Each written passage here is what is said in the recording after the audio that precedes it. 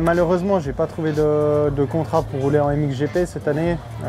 L'option que j'avais avec Standing Construct, elle n'a pas été renouvelée. Ça a été dit assez tard et puis malheureusement tous les teams avaient déjà signé 2 pilotes. J'ai fait un petit break de moto et puis tout d'un coup il y a un pote en Suisse, Grégory Wicht, qui m'a dit est-ce que tu veux, je te passe une moto, une Honda 450 2019, roule, on s'entraîne un peu, on essaye de revenir. Puis début avril c'est ce qui s'est passé, il m'a passé la moto, puis je me suis tout de suite fait plaisir sur la moto. Et puis je lui ai dit tiens, on va faire la course en Suisse à Frauenfeld où il y a Tonus et Paulin. Et puis moi je fais 2x3 derrière eux et tout d'un coup Flo m'a appelé le vendredi une semaine avant Fools et il m'a dit ouais, t'aimerais pas me remplacer et tout pour Perne. J'ai dit ouais, mais il y a Fools et tout, ça pourrait être cool, on fait les 2 courses ensemble. Ouais bon allez, on fait comme ça, puis ça s'est fait comme ça.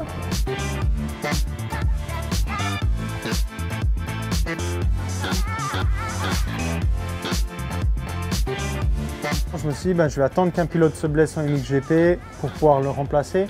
Mais malheureusement, quand on reste à la maison chez soi, qu'on parle pas, on ne fait pas de course et quoi que ce soit, les gens ils te contactent pas. Donc Flo m'a contacté pour le remplacer. Puis j'ai dit tiens, je vais faire ces courses. Je vais faire des courses au championnat suisse, je vais faire la France. Je vais essayer de faire un 2 cross inter à côté. Et puis pourquoi pas même faire encore 1 ou 2 grands prix. Avec Flo, ça pourrait être vraiment cool. Donc on va voir tout ça et puis se remettre à l'avant de la scène et puis faire parler de moi. L'objectif à court terme, c'est vraiment de revenir en Grand Prix, même cette saison. Si on est un peu convenu avec Flo là, que je vais faire les 2 dernières courses de l'élite. Peut-être si on peut faire un 2 Grand Prix à côté. Mais on a convenu que s'il y avait un pilote en Grand Prix qui se blessait, que je pouvais le remplacer, que je pouvais y aller. Donc c'est vraiment... Alors là, me remettre, faire parler de moi en faisant des courses, rouler devant et puis je me sens quand même bien sur la moto. Après niveau vitesse, tout ça, ça fait que 5 semaines, 6 semaines que j'ai repris la moto. J'ai pas roulé de l'hiver, j'ai juste roulé encore la semaine après le Supercross de Genève.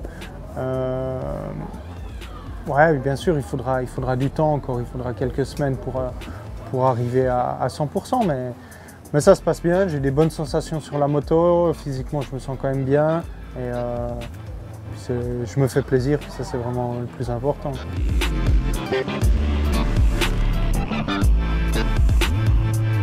En 2013 champion d'Europe, 2014 7 du mondial, 2015 je bats Erlings à la régulière, Geyser à la régulière, je gagne des grands prix, je fais 4 du mondial.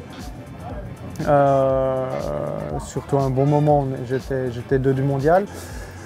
En MXGP 2016, première saison, je fais 9 du mondial avec des top 3, donc ça progressait bien. Et puis malheureusement, avec De Maria, on s'est séparés fin 2016. Il y a eu beaucoup de choses, c'est vraiment une grosse histoire. On a dit qu'on repartait ensemble pour 2017, donc mon mécano a décidé d'arrêter de travailler avec moi, Yves a décidé d'arrêter de travailler avec moi, mon manager a décidé d'arrêter de travailler avec moi. Moi j'ai pris des décisions sur ma vie privée pour vraiment aller dans la bonne direction et pas être perturbé. Donc j'avais fait du ménage, donc voilà, un gros truc. Et puis après, à côté de ça, j'ai signé dans un team où malheureusement ils avaient un super camion, une super hospitalité, on mangeait super bien. Par contre les motos, voilà, ils faisaient pas le service, les mécanos n'étaient pas super. À côté de ça, moi j'ai eu un hiver compliqué où je ne me suis pas entraîné, où en fait la tête, il n'y a plus rien qui allait, c'était vraiment compliqué. Donc voilà. Après j'ai eu l'opportunité de signer avec Standing Construct pour 2018.